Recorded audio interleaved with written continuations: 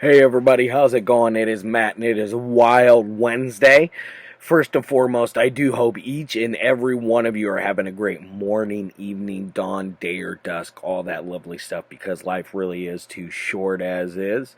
Please do like, share, and subscribe. I love seeing each and every one of you every Monday through Friday, permitting my schedule, and of course, major holidays. And one last thing, do me a huge favor and check out the information in the description box. I give you a little bit bigger of a bite, so hopefully it'll help you decide if you want to track down a copy and watch it or not, whether you buy a copy, stream it, do whatever it is you do to watch a movie. I give you your brief synopsis. I give you your starring cast, your director, runtime of the cut I am watching, an MPAA rating, if there is one that exists. What else do we got? Some trivia, if I find anything worthwhile of mentioning, which today I didn't find anything that I was like, oh yeah, that's some good trivia. Let's throw that on there. Oh, excuse me. And now, what else do I put in there? A link for a trailer or a scene from the movie itself is also in there. So do yourself a favor and check out the information in there, so that'll help you decide. Other than hearing my silly little rambling that I do every day, you know. Anyways, now that we got that out of the way, let's roll on to the movie of the day. And today's came out back in 2015. It's already 6 years old. It's hard to believe, and I think this release came out in 2016. It is none other than Atroz, also known as atrocious, which is the English definition for Atroz. Very interesting, dark, brutal, violent movie from Mexico. One of the most depraved movies to ever come out of Mexico. At least it's the most depraved that I have seen. It definitely it ranks up there with Argentina's Trauma. I think Trauma was from Argentina.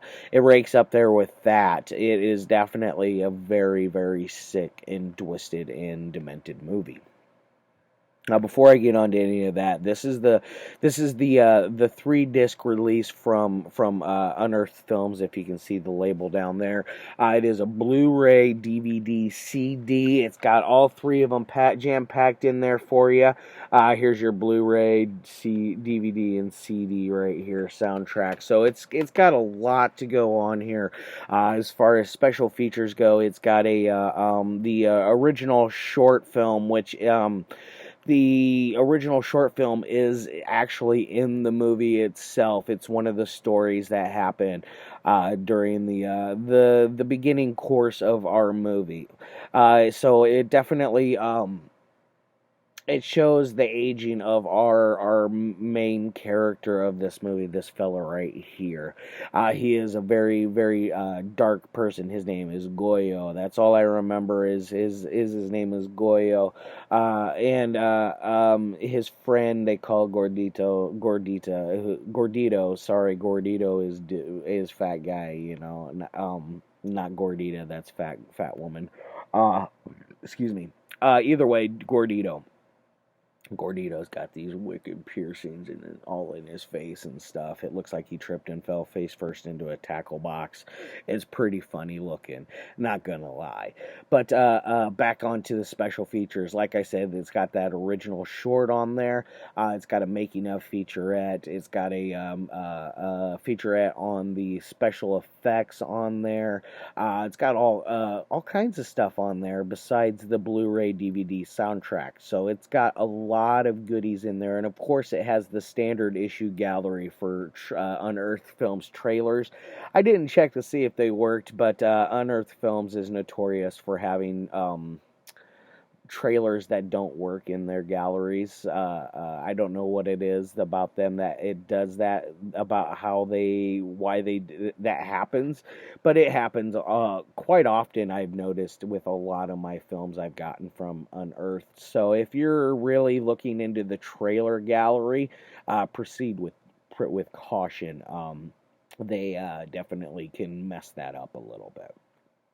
Not that I dislike their products by any means. I just, that's just my only really complaint about any of their product that they release. Now, as far as anything else goes, this one runs at about an hour and 19 minutes, and that is including the original footage that is at the very beginning of this movie. The original footage, I think, ran at about 11 to 14 minutes, if memory serves me correct. I can't remember 100%, but it's all intact on there. And this one stars Carlos Valencia, Lex Ortega, who also directed, wrote, and produced this. We got Aleyda, Gallardo, we got Carlos Padilla, we got Florencia, Rios, we got Dana Karvelas, Patricia, Leih, Orlando Moguel, and Julio Riviera. Yes, we got a veritable who's who for Mexican films on here, for Mexican film stars in this film. Definitely hits the underground on a impactful level. Now, as far as what is this movie exactly about, it's about these two serial killers, like I said, Goyo and Gordito. Sorry, I keep saying Gordita. Gordito. It's about their crimes throughout the film, which is three. I think it was like four murders in total. Both him and Gordito only killed one, two, I believe, but the rest of the victims were done by our main character Goyo, who is being interrogated by the police after they get in a brutal car accident and run over a woman in the streets. And the policemen are searching their vehicle, and they find not only a gun, but they find a video camera that contains footage of them killing and murdering this transgendered individual. It is very intense, and that is the first sequence that we have on there. It definitely is. I Not the best out of all of them, but it really packs a wallop. It gets you a good start for the movie because they just torture and murder this poor transgender person beyond belief. Like there's a nasty hole cut in there in the shin bone where you can see the bone and the flesh and the tissue and all that.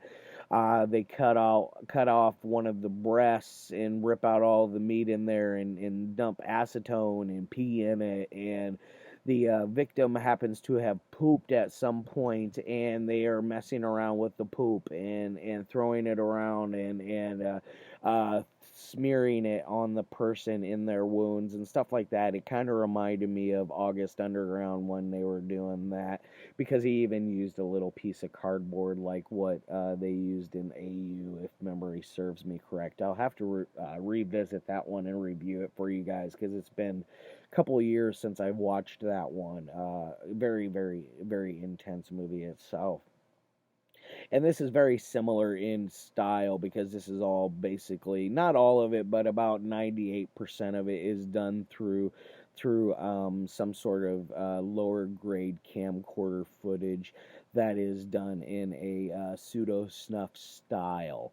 And you roll on to our second video, and it's they find it they find it when they are searching through the premises of where they found where they killed this poor person and tortured them for God knows how long. The next one goes on to where they're at a strip club. One of our main guy falls in love with this girl stripping. Not falls in love with her, but he definitely he wants some action from her. He is takes her back to a private dance, blah blah blah, and he's able to find out that she is a woman of the night as well. She is a slattern, so she takes men's money for sexual favors, you know. So they go back to her crib, and he happens to kind of go down and give her a kiss. And she is on her menstrual cycle, and he really gets into it, and it is very disgusting. Um, it even gets to the point to where it's like smeared all over. He even does some weird autoerotic asphyxiation stuff in through there. Gets himself dressed up like a girl, puts on the makeup and all that stuff. While this chick is kind of making fun of him in the process, he decides he's going to, after he's done with her, he leaves. Blah blah blah. Comes back by later in the night and tells her, "Yeah, I want to go again." And she's like, "No, I'm too tired. Let's go and get some food instead." So they go get some food. Blah blah blah. Eventually, they go back and he goes back down and he's expecting the red shower to happen, and it doesn't happen because it has gone away for the month. Um, so he rages out and says he wants blood, and he starts beating the hell out of her, and basically just breaks down and kills her right then and there. And then now he's happy. And then our gordito friend comes in and asks if she's very good at doing mouth hugs. I don't know how good is a dead body giving a mouth hug. I can't imagine it'd be very good, because the mouth would not only be dry, there would be no maneuvering of those teeth that can really put a damper on that situation, you know? But either way, they move on to the next story, which is led up to by each story in between is our what's our detective's name, Juarez, I believe is his name, as he is uh, uh, basically telling this guy, like, "Oh, we know what you did. We found all this stuff. Why don't you just confess to all your crimes? I see in your confessions here you cried about how your mom used to embarrass you, take you outside and take your dirty sheets out there, things like that." Um, which in turn brings up this final tape, and in this final tape, it shows a teenage Goyo and how his life was, and what really kind of made him who he is. That whole nature versus nurture thing, and what happens is his father and mother find some gay pornography in his room while they're snooping around in there, which honestly, if he's into gay sex, that's fine. Don't ridicule the poor kid and beat the hell out of him. And they even try to make him dress up as a girl. They embarrass him to the point to where they jam a giant rubber object in his back door multiple times, to the point to where it's bleeding. They make him go to school wearing nothing but his tidy whities down below, and then he had a shirt on up above and all his regular attire above, but he had to go walk around with these bloody tidy whities that would be very, very embarrassing. So in turn, he goes and he gets himself a gun and he robs and kills a gringo. He takes that money and then in turn buys some drugs. And with this drugs, he takes it home and pours it into the parents' coffee. And in turn, they pass out. Blah blah blah. And then the real fun begins. He's got the dad tied up, and he is attacking the mother. He has made the big rubber phallus that was used on him. He takes it and he wraps barbed wire around it and puts a razor blade at the tip of it. Makes her wear it and go to town on the dad. Very brutal, brutal, brutal. There's even a camera shot inside going the penetration inside.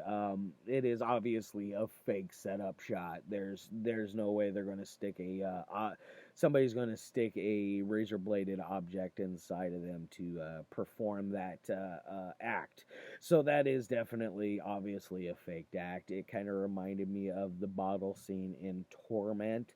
Another very intense movie. I reviewed that one like, God, a long time ago. You guys should check that one out. That's a gnarly, gnarly, gnarly it is definitely some extreme business. But either way, back to this one. In turn, after he kills the parents, he decides. Well, his sister Danielita is there the whole time, and she is recording all this. And then him and her decide they're going to fool around. She in turn starts making fun of him because he is unable to perform his duties. He goes a little haywire and slices her throat. In turn, he's able to perform with her dead body, which in later term you find out she never died, and she became a much more vicious killer than he ever was. Excuse me, because they are showing he is throwing pictures of these victims at our main character, going, oh yeah, there's a tough one, there's always a tougher one, this and that. And he's like, oh, I didn't do these, and of course he didn't do them. It was done by his sister. Very brutal ending. Very brutal movie. The ending is quick and sudden. You don't get to see any of the real violence or visceral revenge that Danielita wanted to give on Goyo. It just ends on her going towards him with a box cutter and her yellowish teeth that look so yellow they could butter 2 loaves of bread. And her cornrows. She looked very, very. They really uglied her up for that area of the movie. It definitely has an impact on it, because it makes you look at this once beautiful girl a whole different way. And as far as anything else goes, I don't want to give away any other spoilers. But either way, I say check this out to my extreme fans. As far as ratings go, on a technical side, it's not very good as a technical film. It's not really meant to be, I believe. Most of these pseudo snuff films that exist out there aren't technical masterpieces, and nor should they even attempt or try to be, because it would fall flat 100%. You got good acting in here. The story works very well. I never really find myself getting bored. I was constantly engaged in the movie and wanting to see what's going to happen next. I never really drifted off into any strange territories. It's better to watch it twice before you can really get a judgment for it. Because first time I watched this, I was kind of like, oh, okay, this tries a little hard. Although the second time and the third time and the fourth time that I watched this, it makes more sense. It packs more punch. It definitely has a better vibe, or not a vibe, but a much more killer and brutal vibe to it. So on a 1 through 10 scale, on all of that, I'm going to give it a 6 out of 10. It could be a lot better. It's above average, but not to the point to where I'm going to be jumping up and down and waving my fists about telling you to check out Atroz. I only recommend this to people that are really, really into the extreme cinema. I know somebody asked me a while back to review this, and I'm just now getting to it. But either way, Atroz from Unearthed Films, Lex Ortega film. Yeah, brutal. All right, guys, I love your faces. Tomorrow I'm not 100% what I got lined up for you, but Friday I got an indie shocker from Poland coming for you. It'll be a new one for me. I have yet to see it. I'm very excited to check it out. All right, guys, love your faces.